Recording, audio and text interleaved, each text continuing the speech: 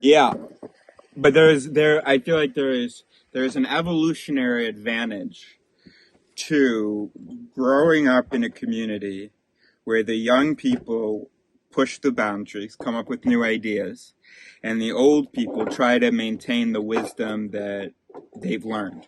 And then you have a nice equilibrium that can be found between the old saying, this is how it is, this is the only way it is, do it like this, young man. And then the young man saying, no, I want to try this other thing. So then you get kind of the best of both worlds. You get the value of the traditional wisdom. That's absolutely true. I always think that young people who set out on whatever they're interested in, and I don't understand if they are not interested in the masters of their Field. interests. Yeah. I mean, you have to study those, otherwise. Yeah, because ultimately the best we can do is stand on the shoulders of giants, right? To be a revolutionary and to do everything new, Yeah. But if you don't know what Right. has been Right. already, Right, and that's why you need that balance. and nowadays people, they go on YouTube and they inform themselves there from some other questionable sources. sources, very good, and they don't read books, they don't. Yeah. They don't have no dedication, really. Yeah. So I feel personally, Yeah. because maybe I'm already Well, a little bit older. No, and that's the complaint that the old people are supposed to make, and all the young people always seem that way. And they are sort of that way, that they're not paying enough attention to what we've already learned, and they're just like, I'll figure it out myself. Yeah. But that's also where we get some innovation. All right, so what do you say? You ready to come sit over here? I can, yeah. So what you gonna do? All right, so say hello. I have to ask Fred to cut the music. Hey Fred! Est-ce que tu peux baisser la musique? On va enregistrer une réaction aux interviews. Okay. So here's what we're gonna do. So, hello. Bonjour. Yes. So we've got Egmont here from one of the interviews. Here he is clothed because it's colder and he's not doing the windsurfing on the beach or the windfoil. Not in the swimming. Yeah. Today. Yeah. Yeah. All right. Will be again. So I've done a couple of these reviews of my interviews. Like I said, I already did yours. So now we're starting from, this is the date system of the future, by the way, which I'll explain another time. But so we're starting from Libra 27 Charlie. We were in Portinash, I don't know how to pronounce the X's. So this is a young French woman, but it's in English. So the other thing I want to look at before we get going on that is I've got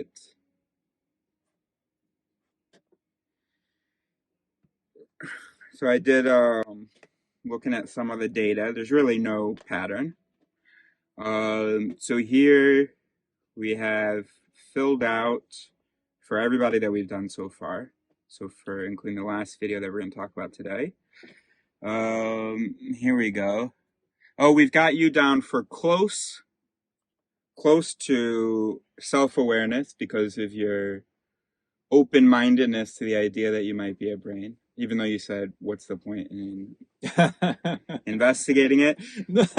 I didn't say that. It was filmed. I think you said something like that. You said that sometimes we can lose ourselves in trying to understand these things rather than... I wanted to say that there are different ways to approach, and there are ways scientifically, and there are also other ways, and we should accept that and not narrow down to just the I believe the one way of seeing these subjects is on a purely neurologic science way of explaining everything. And this is what we were talking about, if I remember correctly. That's And right. what I wanted to say then is, okay, this is a very interesting subject, of course, in terms of science. But for me personally, and I believe maybe for others as well, it's not really holistic enough, to Hmm. use that word. It's a little bit uh, narrowed down to traditional science. Can you so so in the book I'm reading now, Rationality by Steven Pinker, um, there was a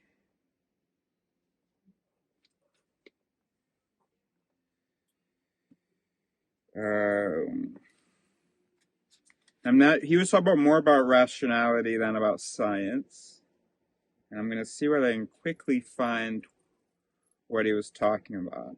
But I have heard often people, I don't think I'm going to be able to find it, people talking about science or rationality as being limiting, being narrow. Can you tell me how is it narrow? Because I believe, for instance, we have feelings, emotions, and we have rational thinking. These are almost like two worlds that we have to accept, both of them. Now, if you imagine you are terribly in love with someone, can you be only rational? Wouldn't that be very limiting? Don't you have to be? So let's Uh, take an example. Let's say, for instance, you are 25. You have two options. Either you have this great job offer, uh-huh. and you have to move to another country for it, in which case your relationship, your love is not going to survive. You guys aren't going to see each other, or you give up the job offer and you stay with your person, and you blah blah. So some people might say that, oh well, to choose love over finance is irrational. Those people would be wrong. For me, the rational thing is if that person brings you happiness, then it's okay. Then stay. Don't take the job offer. Mm-hmm. So I think that's like a case where we can reconcile what is rational and the emotions. Typically, what is rational is to respect the needs and the objectives of and the emotions of a person. Yes, well, the example you were saying is again, you will be forced to make this decision, and I think it's quite clear. I would decide the same way Yeah, as you. but If it wouldn't there's be no, irrational, would it? usually there's some good solution. Yes, I think this could be still rational. Yeah, This yeah. could be still rational, but for instance, if you try to explain why do you love someone? Can you explain that in a purely rational way because it What does is rational clear? mean? Well, to give reasons, for instance, to give So to talk about the cause of something. concrete reasons. So, well, sometimes there aren't reasons so much as causes. Sometimes there's no intention or objective so much as causes. So for instance, if I were to say, well, okay, so this brain is in love with this other brain. Okay. You don't like that, huh? No, no, it's funny. So this brain is in love with this other brain, and I could say, okay, so how is it that this brain is in love? Oh, I see that there's been this chemical change. There are these connections, these events evoked by the visual of this other person or the sound of their voice, and so on. Mm-hmm. Mm-hmm. So there, I could give the concrete details and mechanisms, because love is something we have a pretty good understanding of. Um, I could give the concrete details and mechanisms and origins and causes of those feelings. And I don't think I've reduced it there. Well, the experience doesn't change. Hmm. Just we have an understanding of what's happening behind it as well, behind that Do you experience. want to know all this? I personally, I am curious. Yeah. Like I have ADHD, for instance. And so that's what one of the things that first got me into the brain when I was a kid. That I was the only kid in the class that I just absolutely could not sit down, and just a bunch of other things, and to understand the details of that, how those mechanisms work. Yeah, that was really cool and beneficial to me. One thing that's really cool is if you don't understand the details of mechanisms, and let's say you have ADHD or depression, and you look at other people around you who don't, and everybody else, it's pretty straightforward getting out of bed. Sometimes they have trouble or whatever, but pretty straightforward getting done the things that they need to get done. And then there you are going, I mean, I like, for instance, me, I failed gym class when I was in high school. I just didn't do the homework. And I'm like, what's going on? Everybody else could do these simple exercises. I wasn't going to class. I wasn't doing the homework. Oh man, what is my deficiency? Do they have free will and I don't? Do they have what's going on here? And then to understand, so their prefrontal cortex works such that they're able to prioritize Uh-huh. more easily than my brain. Okay. And then? And then, well, first of all, one thing, eventually I accepted after trying college over and over again, what am I doing? I have to stop. My brain, that's not my brain. I can take medicine, and whatever, and I'll get some of the work done, but I can never juggle all of these classes. Those are not my mechanisms. So if I want to be happy, I need to go live outside, get a camper, and just be able to hyper focus on the things that I want to do, because my brain can obsess, can hyper focus. So when I'm only focused on one thing, I can be very productive in it. So you found a way of explaining to yourself, you are just this and this way, and of course there's nothing wrong with it. It's just that way, and that helped you to find yourself and accept yourself and do your thing. And find the solution, because So, yeah, it's about knowing what the problem is. If you don't understand the mechanisms, then you can't know what the problem is. And then it makes it a little bit harder to find the solution. You can happen upon the solution. But someone like me, who, very intelligent, and so everybody's expecting me to go to grad school and do all this stuff. And they're like, you can do that. You're clearly smart enough, so do it. And I'm thinking, okay, yeah, I can do it. But then I keep failing at it, Mm-hmm. So it was hard to even see what the problem was without understanding the underlying mechanisms. Mm-hmm. Mm-hmm. Yeah, well, a lot of people, I believe, they have, or they are some a little bit different maybe than others, and they suffer from that because they feel like they don't fit in, and Sure. we are so much taught or educated that way to fit in, Also, and we don't appreciate that, to be different. can I ask you something? Okay, and it relates to what you're saying. Um, what do you think we can learn from evolution about behavior and psychology? From evolution. Uh, What do you mean with evolution?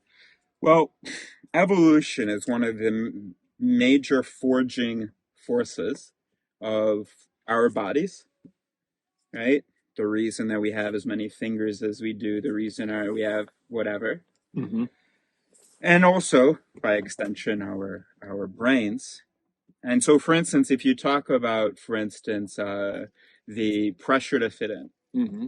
okay, one way you could talk about it is you could say that we are educated to, we are given the example of, we are trained to, from an early age, to want to fit in and to do what the others are doing. Okay. But Yes. alternatively, you could say, actually, maybe that training does not happen in the lifetime. Because if you look at evolution, the individual who left the tribe didn't survive. The individual who didn't do as the tribe did, so let's say you're hunting, and let's say all of a sudden the other guys that you're with, they start running, okay? I And know then, what you're saying. Yes, but these are these Darwinistic ways of thinking. And I tell you what, it has never been this way, I believe.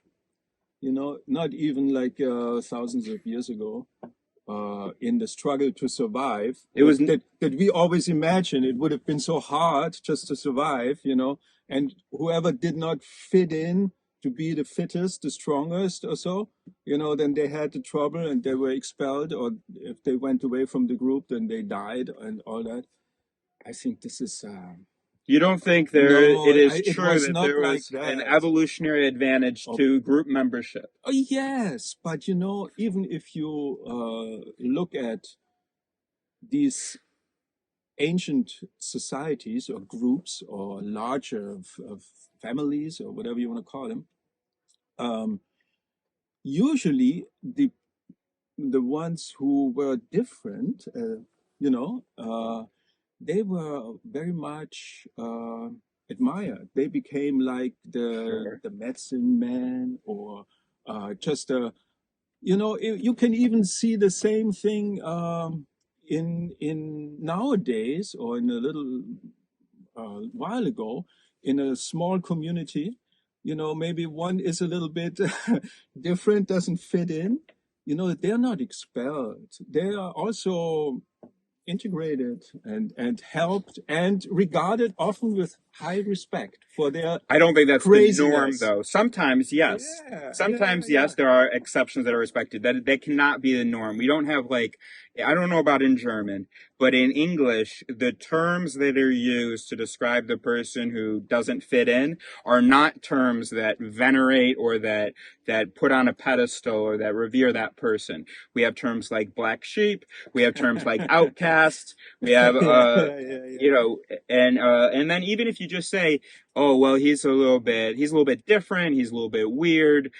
He's kind of, he's not like everyone else. People don't go, oh, really? That's awesome. I want to meet him. You know, I mean, now if you say like he's really eccentric and cool, yes, people will, if you validate him, yes. But if the only thing you say about a person is that he does not sort of do what the group does, then people will most likely, okay, sort of, that connotes something negative.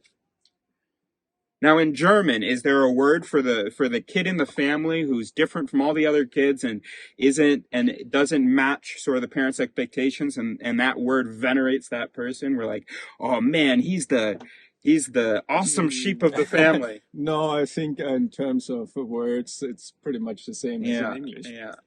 But But it is true that it's complicated. We do have mechanisms that will, you know, somebody who's both different and in some ways appreciated will then be even more appreciated. Because we did evolve to, if something cool and different comes along, to pursue it. That's what made humans amazing, that we learn, that we progress, and so on. yes, But and I but believe, different alone. I believe even in any time frame, long times ago, if in a group, say one was maybe handicapped in some way, or not able to participate, We would take care of them. they would be, Absolutely. they would be taken care of. Absolutely. Because humans have been humans also Right. 10,000 years ago. Right. You know? But less likely, if he comes from another tribe, shows up at our doorstep and needs to be taken care of. If he's not part of the in group, if it's an out group, it's like, I'm not taking care of you, which is why the Germans, for instance, are going to get very upset that they have to take care of immigrants. There are all these Muslims coming in and they're not working and we have to take care of them because those are the out group, right? Okay, but there are many different reasons playing into this field. The fear of Sharia law. But in any case, we don't love the out group. But this Germans idea of don't have a good history with the out group. Of always fighting, you know, and that we have this idea of, in the ancient times, they were struggling to survive and they would fight between each other. And all this is, well, I think we can call this the Darwin way of thinking. That evolution. Darwin also talks about cooperation, not just competition. Yes, he does. cooperation, but I don't believe it's this simple, and it was Yeah. never that simple. And why would they not greet foreigners in a friendly way and find out, you know? And that's what they actually did. Because we know that. Of course, there has been a lot of fighting and wars in our but there's history. also been trade and there's been interaction. Exactly, Sure. exactly. And Yeah. Because, well, if you identify another outgroup as having value, like I said before, if someone has value and is different, cool. Because it's good to mix things. it's always of value. You find someone from a different place or so, and you want to see if you Yeah. can exchange something in a positive way. That, yeah. Before you hit him on the head, Sure. before without asking. The only, You sure. know, The I only, don't think that's what we're. sure. The doing, only you know? thing is that we do see that humans do like to shoot and ask questions later. We know that. I mean, I'm from the U.S. We know that. Yeah, yeah. You know, It's a question in which way we the culture. You think. the evolution went. You know, if it Yeah. was. Well, I think, yeah, the evolution gives us different possibilities. It gives us mechanisms by which we can judge harshly the outgroup and gives mechanisms by which we can appreciate the value of the outgroup. And so which mechanisms will be engaged when we actually encounter the outgroup, that can be determined, one, by the outgroup, two, by our experiences and our culture and our education. Okay, all right, so very interesting, and we'll have to continue that. All right, let's take a look at, can we take a look at this interview here? What do you mean? Yeah. Those? Yeah, I just got them.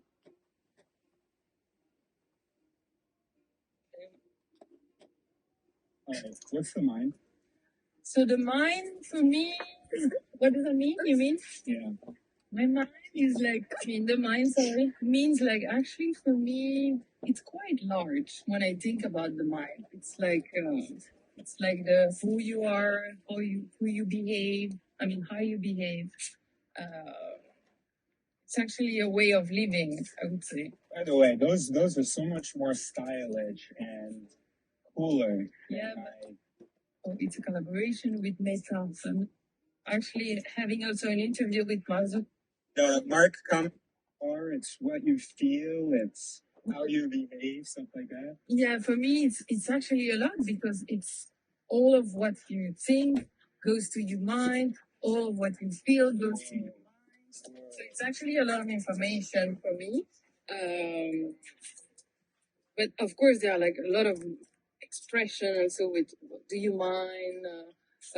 What do you mind? Let's stick on this one. Oh, sorry, I shouldn't have pointed. Where is this mind?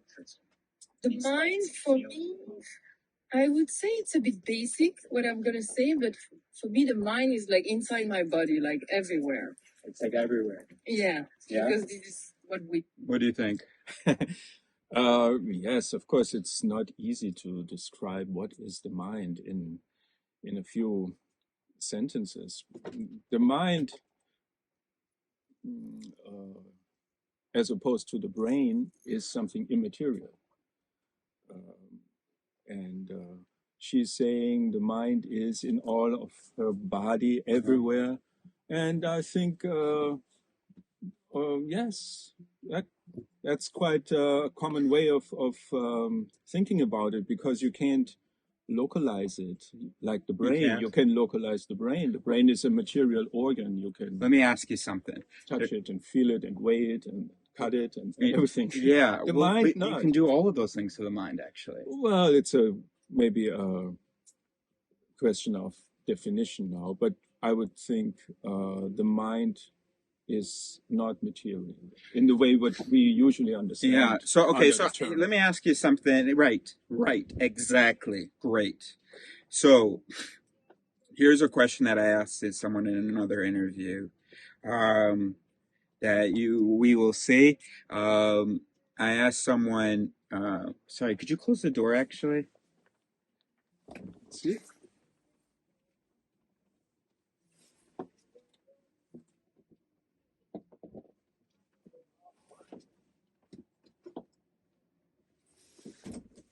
Thanks. So I asked someone about this. Okay, imagine this. We're Homo sapiens, okay? We are Homo sapiens. Okay. Yes. All right? And so we're like, whoa, I feel like I'm an entity. I'm not just a body, but I'm an interpreting, experiencing, feeling, emotional, thinking entity. Um, so how do I want to call that? I call all this a body, but what about the thinking and stuff? Right. Okay. So I'm a mind. So I'm a body and I'm a mind. Okay. Then in 1848 in the U.S., there's a guy working on the railroad tracks, and an iron bar goes through his brain like this. And this guy used to be really sort of shy, quiet, reserved. He would follow the rules and all this. Mm-hmm. All of a sudden, this thing goes through his brain, and all of a sudden, he's slapping women on the ass. He's jumping up on tables and dancing and stuff. We also, you know what a lobotomy is. Yeah. So when we didn't know what to do, somebody's mind was too crazy, we went, wait a minute, this brain thing, when we change the brain, we see changes in the mind. And so people, when they had a mind issue, they didn't know how to deal with it. They're like, all right. And then the person all of a sudden calmed down. They basically removed almost the person's mind or changed it very dramatically. Yeah. Then, since then, over the last couple of 100 years, we've seen with mice brains how they'll respond to cocaine because of the reward system. They'll stop eating and stop drinking. They'll just keep taking a cocaine liquid until they die. Mm-hmm. Oh, wait a minute, addiction? So that could be like a brain thing? And then we learned about visual processing, and we learned about this incredible thing called Capgras delusion, which is when in the brain there's a piece of the brain, an area of the brain that's sort of responsible for facial processing. Okay. Mm-hmm. So it's about here, if I can just point there, and no, maybe a little bit lower, like there, and so that area is what identifies a face. Okay. Egmont. Yeah, okay. You know that there are people who cannot recognize. Yeah, prosopagnosia. Yeah. And so there is dysfunction in that biological piece of them. Exactly. So there are these patients who had this delusion called Capgras delusion. They could recognize faces, except the facial information, when it was sent to the emotional center, to the amygdala, another biological region, when it was sent there, that connection was actually severed. So every time a face was identified, the associated emotion was not felt. And so they would be absolutely certain that someone was wearing the skin of their loved one. So like the mother comes in the hospital room, her son has just been in a car accident, the brain, the connection was severed between the facial processing and the emotion. Mother comes in, doctor says, this is your mother. Patient goes, no, it's not. Doctor says, yes, it is. He says, she looks exactly like my mother. I see why you think she's my mother. It is not my mother, because if it were my mother, well, I'd be having these feelings for her that I'm not having. Okay. So then we start realizing, holy smokes, emotion, fear, anger, love. There's this bias called the in-group, out-group bias, which is where we have a preference for those who are of our tribe, as we've kind of talked about, supposedly, right? Mm-hmm. Okay.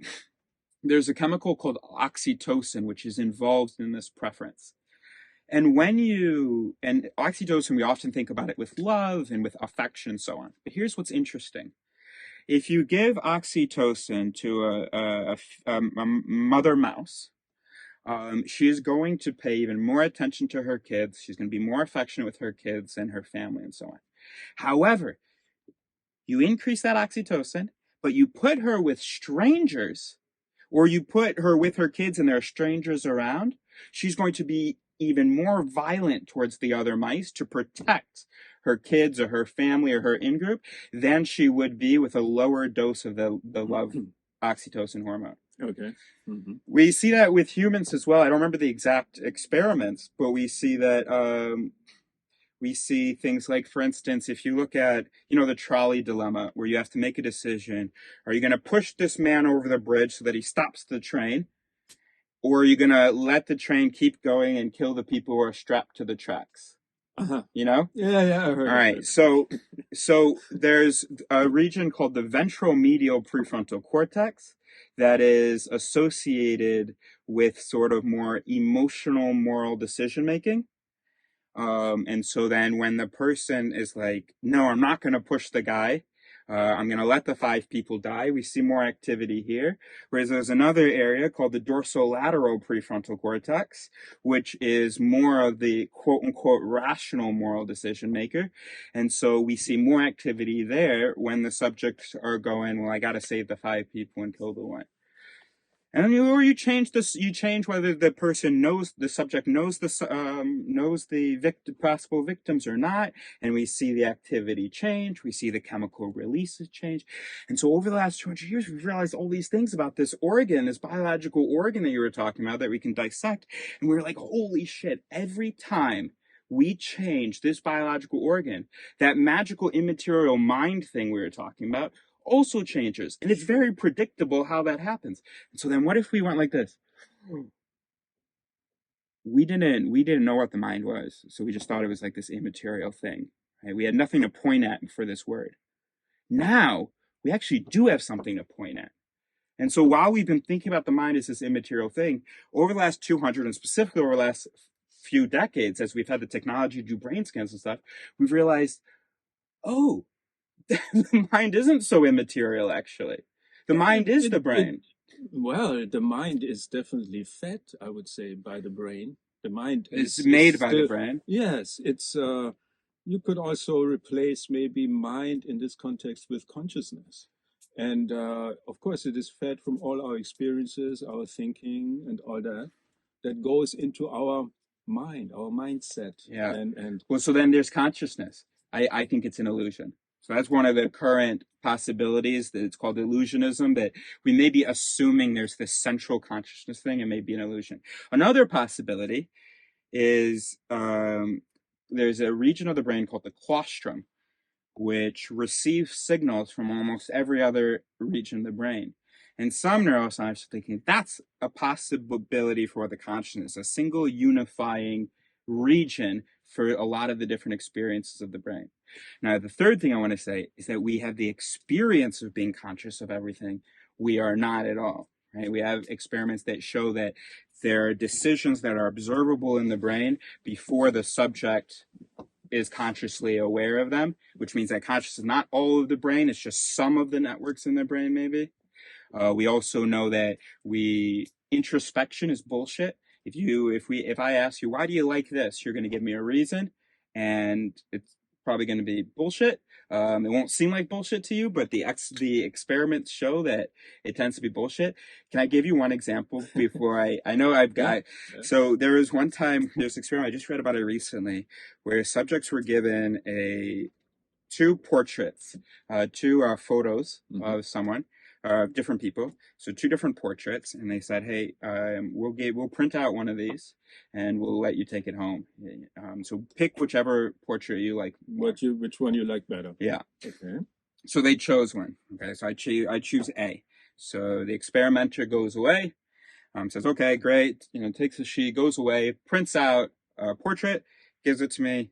And he says, "All right, well, here you go. You can take this home. Now tell me, just before you take it home, can you just tell me what you like about it? Sort of explain why you preferred this one over the other one." So the subject explains, "Well, I love this bit and I like this. And the other one I didn't really feel like had this, blah, blah."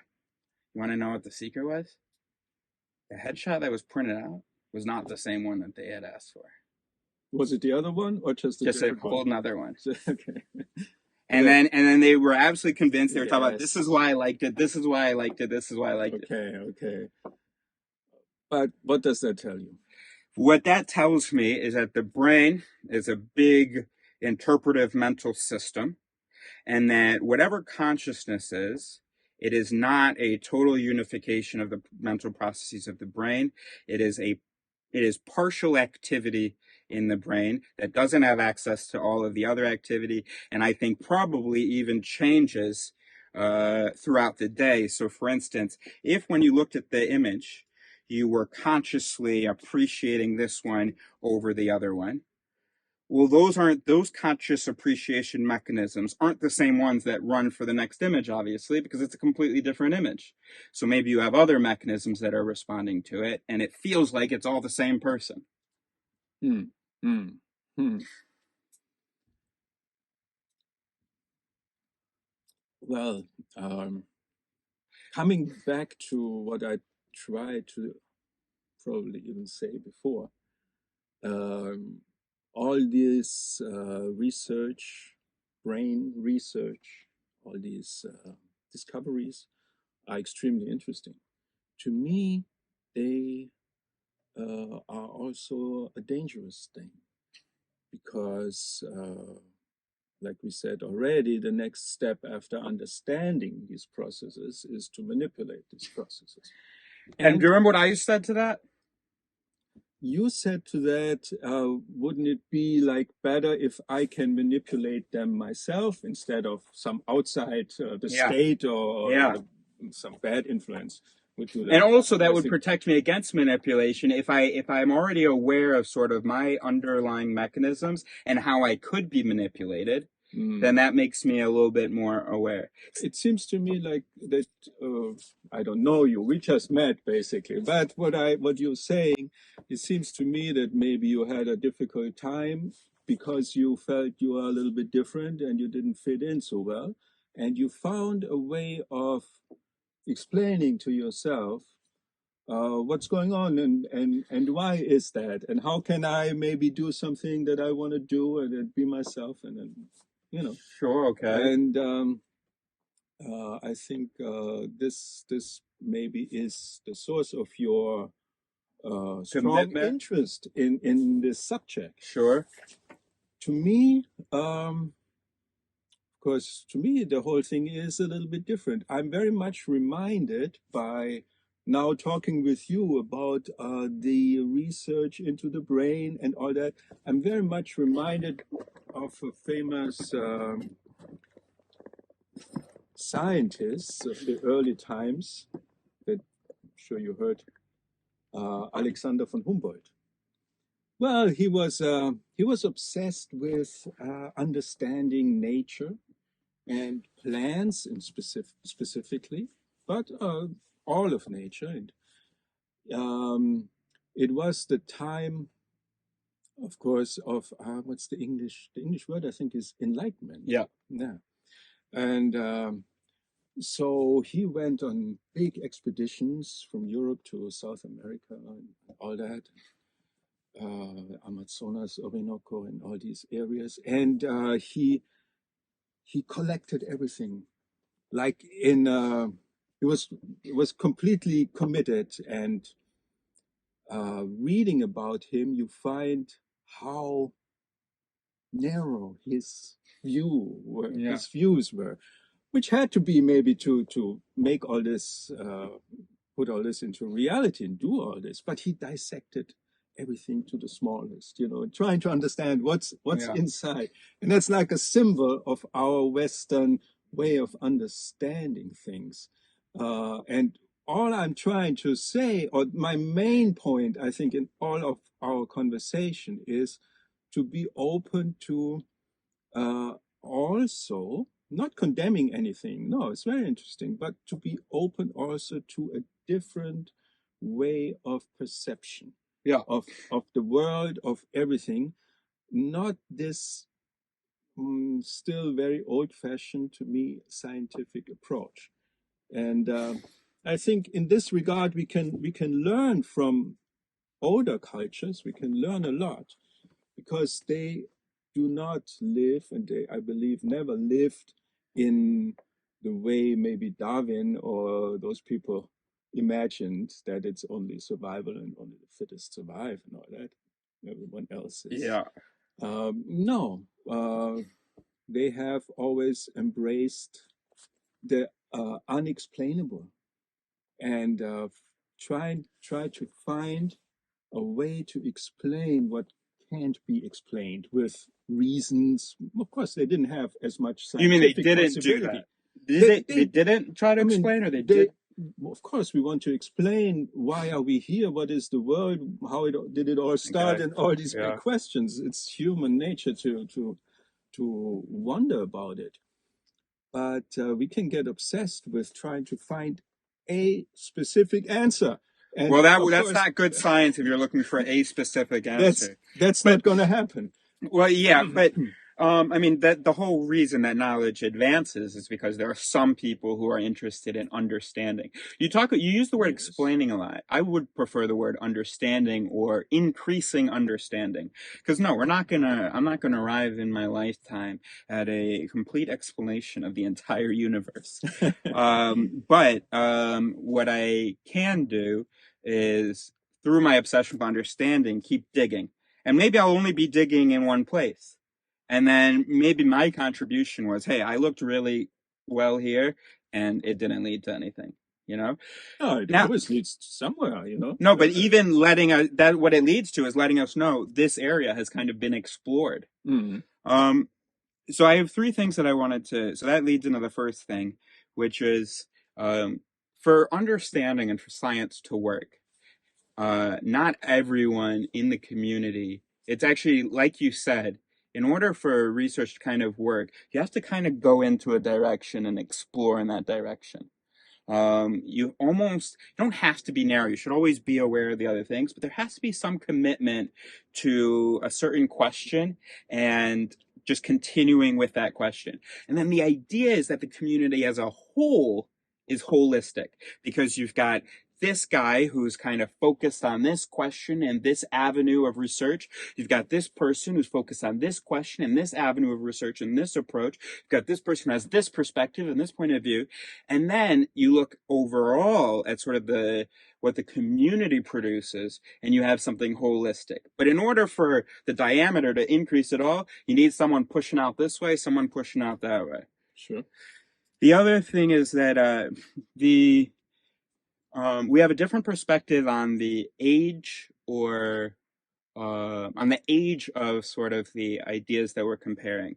For me, the natural idea, the one that I started in, the one that everybody believes in, and the one that humans have believed in for a long time, is that we are a sort of magical entity that maybe exists somewhere in the mind, in the body, but can also move out of it, maybe go to heaven, maybe go to hell, maybe astral project, maybe whatever, maybe just do an out of body experience, blah, blah, and we are this singular thing, and blah, blah. The new idea, the new possibility is, holy shit, what if we aren't? Yes. The new possibility is, holy shit, what if we're not that special? What if we're just molecules and cells? You know? And so I used to believe that I was sort of a soul, and all this stuff, and and the value of whatever. And now I'm starting to realize, well, those things still have value, whatever I was going to say, but now I'm realizing, oh my gosh, okay, that's a kind of maybe a picture of me, actually. Okay. The last thing that I want to say are the dangers of the old ideas, the dangers of thinking that we are these special systems, these special, not even systems, these special units.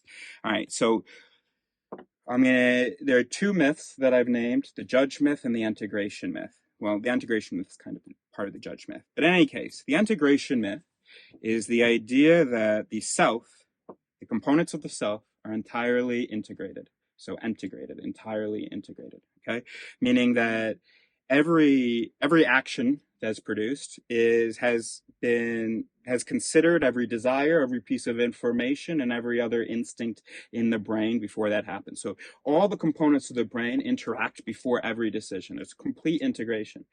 That's bullshit. You can know something, or there can be some activity in one part of your brain that just doesn't have any effect on what you end up saying. You know, or maybe you're going to say something and it doesn't consult some of the other information that you have. Okay. So the danger of that is that we have really high expectations of other people. It's like, if you knew that, then how could you possibly do that? We have to realize, oh no, it doesn't work like that. Another danger is that we assume bad intention of other people. Anytime somebody does something that harms us, or that is in any way negative, one, we assume that they fully knew what the consequences were. Two, we assume that they wanted those consequences, because we assume a complete integration of the mind. So if they did it, they must have, because if the consequences were obvious and part of their mind knew it, then their whole mind knew it. And then also that must be consistent with their desires as well, the harm that this caused. And that's bullshit. That's bullshit. Yeah. Yes.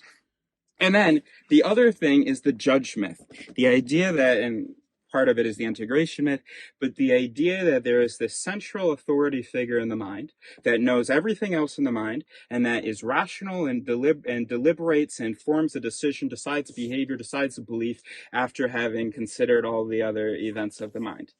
That there is any entity in us, or that we are an entity that is reasonable and able to sort of blah blah. And you know what's really why that's so dangerous? This idea that we're magical and not biological. Literally, judges.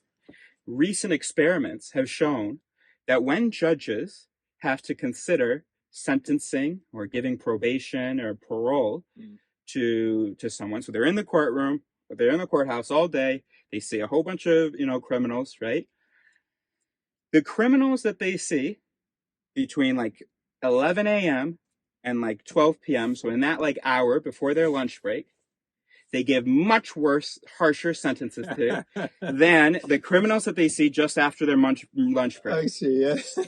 That's the danger of us thinking that of us not knowing our underlying mechanisms.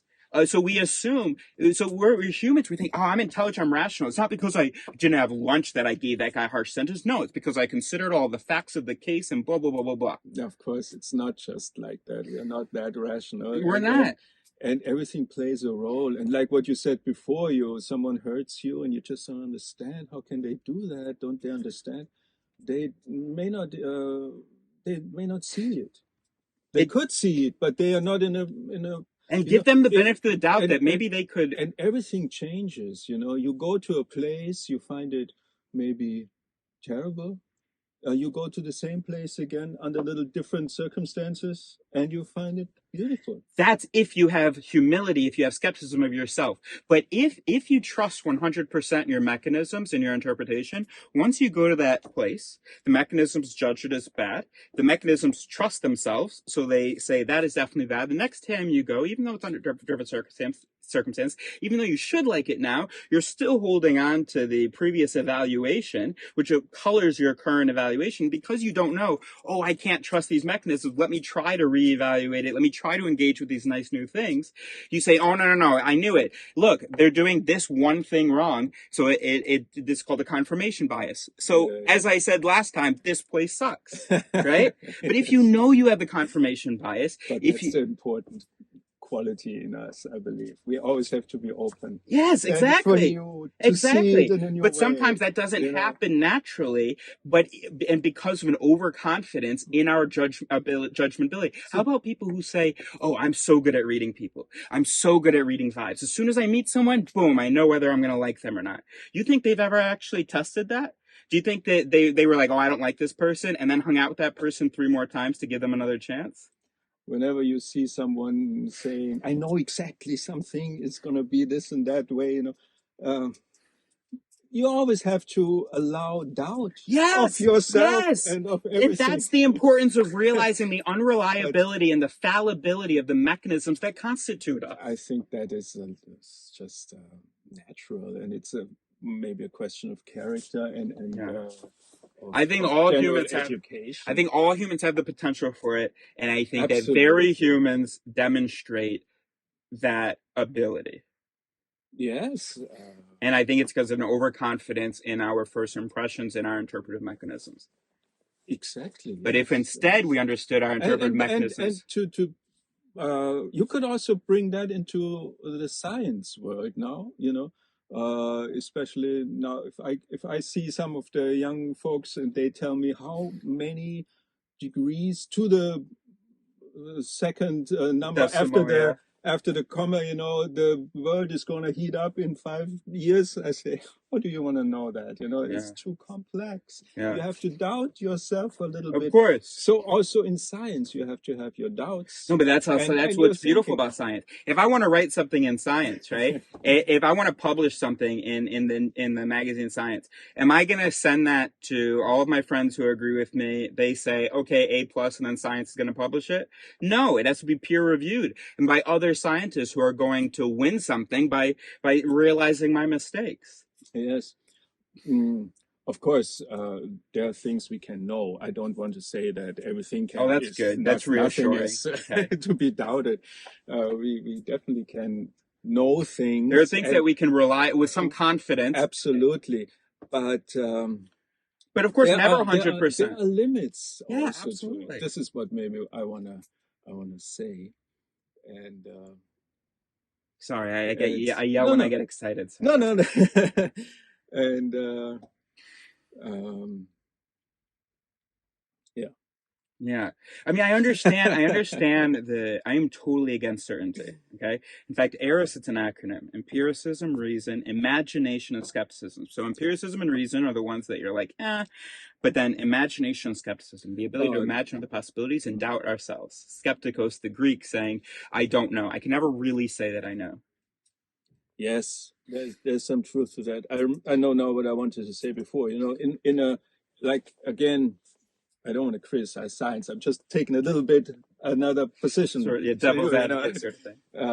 But you know, like you say, you file a report or a study and you have it peer reviewed and all that. It is still in your whole community of the same way of thinking. You see this very much nowadays with in medicine, I believe. We have, thanks to all the science, we can really have great operations and fix the body in its physical form. We break our legs, you can get a super surgery and many other things. I think I understand the concern. We are very advanced in that field. Yeah. But if you have a chronic disease, you go to a hospital, it's most likely that no one can help you. They can give you medicine, treat your symptoms and all that, but they cannot heal you. Yeah. That's the school medicine. Yeah. You know, with all the science in medicine, it's it's growing though. We're able to heal more and more things as time goes on, right? I mean, like 200 years ago. In maybe this is a good example. Just getting into it right now. You have a chronic disease. School medicine has no remedy for you. You know, maybe they can make an operation. Sometimes they can't even label it. They don't even know what it is. They can usually label it, and they can treat the symptoms, of course. And this is what is done. This is also, of course, a lot of mental disorders. This is the case. A lot of money being made with that, but they cannot really heal it. Yeah. While there are ways of healing chronic diseases, as we also know it happens, and sometimes in alternative medicine it's successful and it can be healed. But school medicine, with all the science and all the funding and research and studies, everything is at a loss in that field, because they concentrate again on this view of trying to find the reason here, kind of see here, and at the same time losing the whole picture. Okay, but let's take polio, for example, because maybe they lose the whole picture, but let's look at one pixel. Let's look at polio, the polio pixel. Polio, you know, right? That was terrible in Europe, right? Well, I don't know, it's a bacterial or virus or whatever. It's a virus. Yeah. Okay, polio. I don't know if it's bacteria. I don't know. Do you know what I'm talking about? Because I can just look up with the definition. I know what polio is, yes. And it was, many people had it until the vaccination was found. Yeah. So it was by scientists going, what is going on? What is this? But this is not a chronic disease, I would say. Okay. This is something I don't know right now at the top of my head if it's a bacteria or whatever. But let's say you have some, there are many diseases that affect your inner organs. They are constantly inflammatory processes, and it's terrible, or other things like that. Yeah. And you will be diagnosed of having this and that disease, and the professor at the hospital will tell you there's nothing we can do against it. Right. You will have to take this and this medicine for the rest of your life, but that sounds normal to me, because as discoveries happen, as medicine and science, the Enlightenment was pretty recent. In the scientific revolution, those things were pretty recent. Attributing illness to molecular events, cellular events, rather than demons and spirits. That's no, recent. it's not demons and spirits, but it's Right. it takes a different understanding of our body, and it also has to do with the psychological or the Sure. mind Sure. side, Yeah. which all affects our body, can make us sick. So because and that would make a lot of sense if the mind is a biological piece of the system, and then when the mind is doing something weird or doing something wrong, then that has an effect on the rest of the biological system. That would surprise me if it were a soul. It's like, how does that spread? It tells you at the same time that the brain or the mind is not isolated from No. the rest of you. That's right. It's all That's right. one entity. That's right. That you have to. That's right. There may be a concentration of interpretive mechanisms here, and most of your memory systems may be here, but none of that is sort of exists or is possible, or a lot of it at least depends on the connections throughout the rest of the nervous system throughout, and the inputs from the periphery to the nervous system. Yeah. Exactly. You have the inputs through your body, and you also have the effects of your whole processing again in your body. All right. Going in and out, of course. Okay, good. All right. We've had an awesome conversation. So I'm gonna edit this video and put this on my channel. We're gonna call this basically another conversation with Egmont. Awesome, buddy. Oh, what a good handshake. Wow. You have big hands. Do you have really big hands? Let's see. Oh, yeah. Whoa, look at those fingers. I feel like a little boy. Wow. Okay. All right. Very good. You don't smoke joints, right? No. Okay.